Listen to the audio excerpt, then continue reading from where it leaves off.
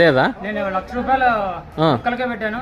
ఈ రోజు 1,20,000 రూపాయలు చేతికి అందుతున్నాయి. అవునవును. ఏ విధంగా మిరప పంటలు పండించాలా, ఏ విధంగా ధరలు ఇలా వేస్తున్నారంటే చాలా ఘోరంగా ఉంది పరిస్థితి, ఘోరమైన పరిస్థితి. మరీ పెట్టాలన్నా అంటే ఫస్ట్ కటింగ్ మీ సెకండ్ కటింగ్? ఫస్ట్ కటింగ్ అండి. First cutting.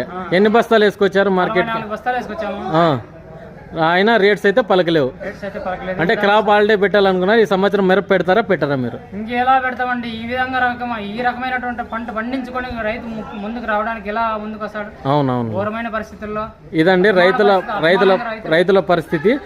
ఈ రైతు వచ్చేసి 40 బస్తాలు వేసుకొచ్చింది. 44 బస్తాలు 10,500 పోయినాయి. సింజంట పెట్టుబడి చాలా ఎక్కువైంది. మొక్కల పెట్టిన డబ్బులు కూడా ఈయనకి తిరిగి రావని రైతు వాపోతున్నారు అనమాట. ఈయన వచ్చేసి రామన్న, ఈయన వచ్చేసి 10,000 చిల్లర అయితే పోవడం జరిగింది.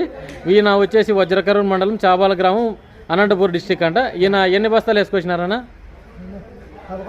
11 బస్తాలు. అంతేనా?